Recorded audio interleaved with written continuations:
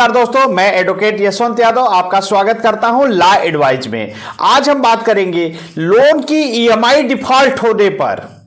Loan की EMI default होने पे लोगों के पास कैसे नोटिस आ रही है। नोटिस में हो क्या रहा है, 419, 420, 406, 120 बी जैसी धाराओं में केस दर्ज हो रहे हैं। बहुत सारे नोटिस हमने, हमारे क्लाइंट है, हमारे सब्सक्राइबर है ऑल इंडिया में, जहां हर जगह पे हमारे हैं क्लाइंट हैं, हर जगह से हमारे पास फोन आती है। तो उसमें पूछा जाता है सर ये हमारे पर 420 की धारा कैसे लग गई। तो आज हम उस पर बात करते हैं कि 420 का मतलब तो जान ही रहे आप लोग, धोखाधड़ी। 406 अमानत में खयानत, और इसके बाद 120 बी माने आपराधिक षड्यंत्र रचना। दो या दो से अधिक लोग होते हैं तो उस पर 420 बी की धारा लगती है।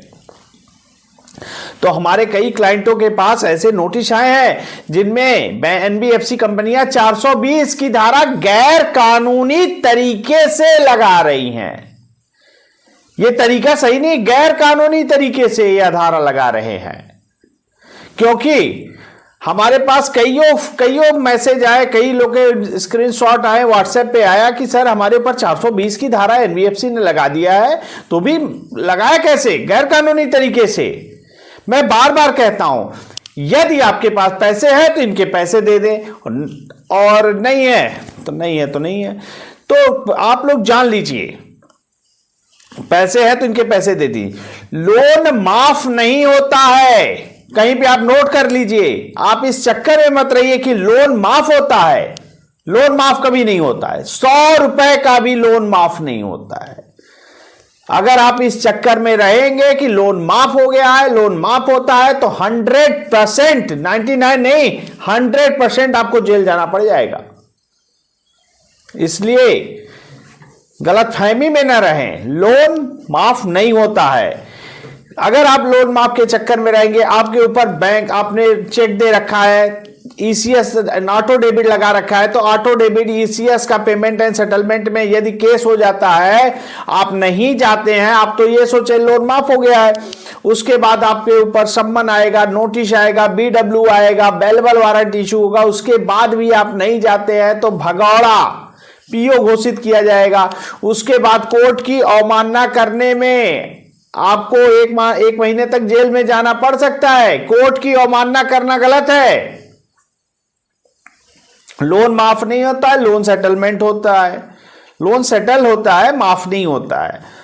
तो सेटलमेंट को ही सब लोग सोचते हैं लोन सेटलमेंट हो गया तो माफ हो गया, ऐसा कुछ नहीं है। लोन माफ नहीं होता। लोन माफ सरकार करती है, किसानों का लोन माफ होता है, लेकिन लोन सेटलमेंट होता है, माफ नहीं होता। इस चक्कर में ना रहें कि लोन माफ हो गया है, आपके ऊपर कोई केस नहीं होगा। अरे ऐसा कुछ नहीं है। अगर आपने चेक दे रखा है, चेक बाउंस का केस हो सकता है। ईसीएस ऑटो डेबिट लगा रखा है तो payment and settlement act section 25 का केस हो सकता है। तो अगर इसकी कोई भी सम्मन आती है, नोटिस आती है, बीडब्ल्यू आती है, वारंट आती है, आपको तुरंत बेल करा लेनी है, नहीं तो कोर्ट की अवमानना में आपको जेल जाना पड़ सकता है। और बहुत सारे एजेंट मैंने देखा है, बहुत सारे लोग को फोन पे धमकी से बता रहे हैं 5 साल की सजा हो जाएगी, जिंदगी खराब हो जाएगी। मैं कहता हूं अनसिक्योर्ड लोन है, आपने नहीं पेमेंट कर पा रहे हैं, नहीं दे पा रहे हैं, चेक बाउंस का केस हो गया है, ईसीएस का सेक्शन 25 का केस हो गया है, तो 5 साल की नहीं, से 1 दिन की सजा नहीं होगी, सेम डे बेल है। जिस दिन आप जाते हैं सेम डे बेल हो जाती है। एजेंट कहते हैं 5 साल की सजा हो जाएगी, आपको जेल में डाल दिया जाएगा, तो आपको ये बेल जमानत नहीं होगी। तो आप कह दीजिए मैं बैठा हूं, आओ मुझे ले जाओ, जेल में डाल दो, एफआईआर कर दो, मैं तैयार हूं। तुम जाओ सीधा एफआईआर करो, पुलिस को लेके आओ, मुझे लेके चलो, मैं बैठा हूं। तो पेमेंट एंड सेटलमेंट में और चेक बाउंस में अगर आपने ऐसा कह दिया तो किसी की हिम्मत नहीं आएगा। लोन की ईएमआई डिफॉल्ट होना कोई क्राइम नहीं है। जब क्राइम नहीं है तो आपके नाम पे एफआईआर दर्ज ही नहीं हो सकती। जब एफआईआर ही नहीं दर्ज होगी तो आपको जेल में कैसे कोई लेके जाएगा। इन रिकवरी एजेंटों के कहने पे कि 5 साल की जेल होगी, ये कहते कुछ भी तो मान लीजिए, तो ऐसा नहीं है। इनके बहकावे में, इनके डरने से, डराने से आप अपने राइट्स को जानिए, अपने अधिकार को जानिए। चेक दिया है, चेक बाउंस का केस होगा, चेक बाउंस का पेमेंट, चेक बाउंस के केस में सेम डे बेल होते हैं, सेक्शन 25 सेम डे बेल हो जाती है, तो एफआईआर खो ही नहीं सकती है, तो चेक बाउंस तब आपको जेल कैसे होगी? कोई जेल का प्रावधान नहीं है। लेकिन ये कहते हैं आपको जेल करा देंगे, तो आप सीधे कहिए आइए मैं बैठा हूं, मैं तैयार हूं, जेल करा दीजिए। और ये लास्ट इनका ब्रह्मास्त्र होता है चेक बाउंस, ईसीएस बाउंस, क्योंकि इनको भी पता है केस लड़ते लड़ते माननीय सुप्रीम कोर्ट तक जाते जाते 40 से 45 साल लग जाएंगे। 40 से 45 साल मतलब समझ लीजिए आपकी एज क्या है, 40-45 साल जोड़ लीजिए। और आपके पास अगर एडवोकेट की भी फीस नहीं है तो भी कोई दिक्कत की बात नहीं है, आपको एडवोकेट प्रोवाइड किए जाएंगे, सरकारी एडवोकेट मिलते हैं। अगर ये कोई भी चेक बाउंस का अगर केस करते भी हैं, अब चेक बाउंस का अगर ये करते भी हैं तो आपके घर से 1000-2000 किलोमीटर दूर करेंगे ताकि आप मेंटली हरास और परेशान हो जाएं, तो इसलिए करते हैं। और कभी भी ये नोटिस तो सबसे ज्यादा तो 90% तो मैंने देखा है ये तो फर्जी नोटिस भेज देते हैं। तो फर्जी नोटिस है कि जेन्युइन नोटिस, आपको नहीं समझ में आ रहा है तो आप हमारे व्हाट्सएप पे हमें संपर्क कर सकते हैं कि सर ये नोटिस फर्जी है कि फेक है, जो भी रहेगा मैं आपको गाइड कर दूंगा कि हाँ ये फर्जी है कि नहीं है कि जेन्युइन है। और आप अपना केस कोर्ट में भी लड़ सकते हैं, आपको एडवोकेट भी नहीं जरूरत है, आप अपना केस स्वयं लड़ सकते हैं। जिस कोर्ट में आपका केस हो उसमें कोर्ट का नाम ऊपर लिख करके आप अपना बात रख दीजिए कि मैं अपना केस स्वयं लड़ना चाहता हूं एडवोकेट एक्ट के तहत, तो उस तहत आपको अलाउ कर दिया जाएगा, आप अपना केस लड़ सकते हैं।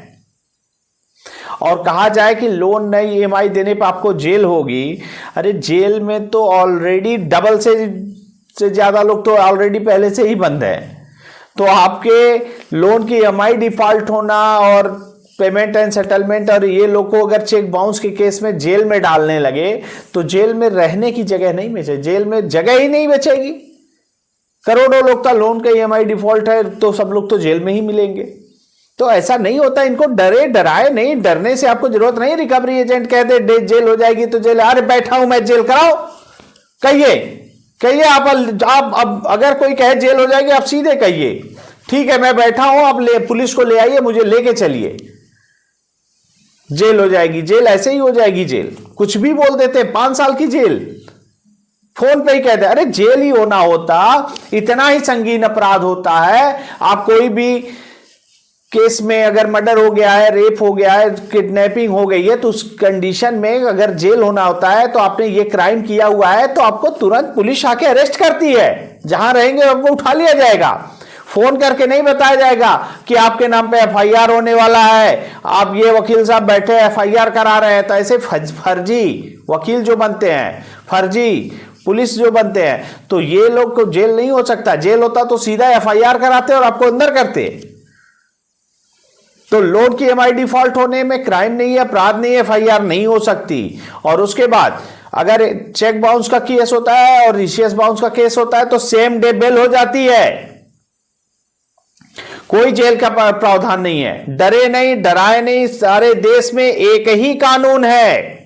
ऐसा नहीं है कि 2000 किलोमीटर दूर चेक बाउंस का केस होगा तो वहां धाराएं बदल जाएगी, इस स्टेट में अलग है अगले स्टेट में अलग है, ऐसा कुछ नहीं है। सब जगह एक ही संविधान है, सेम डे बेल है तो सेम डे ही बेल है, ऐसा नहीं है। और कभी भी किसी भी प्रकार की कोई दिक्कत हो, समस्या हो, परेशानी हो तो आप हमसे संपर्क कर सकते हैं। और वीडियो को लाइक वगैरह कर दिया करिए, मैं रोज कहता नहीं हूं, मुझे याद भी नहीं रहता है कि आपके राइट्स बताऊं कि आपको लाइक करने के लिए बताऊं। तो वीडियो चल रही है, आप लोग लाइक कर दीजिए। सरफेसी एक्ट का नोटिस आता है, 13(2) का नोटिस आता है, 13(4) का नोटिस आता है, तो आप हमसे डायरेक्ट संपर्क कर सकते हैं। कोई भी दिक्कत हो, समस्या हो, परेशानी हो तो हमारा व्हाट्सएप नंबर है और हमारा ये डायरेक्ट फोन नंबर है, आप हमसे फोन पे भी संपर्क कर सकते हो, हमारी नॉमिनल से एक फीस पे करके, क्लाइंट आईडी लेकर के। मैं अपनी बातों को यहीं समाप्त करता हूं। जय हिंद, जय भारत।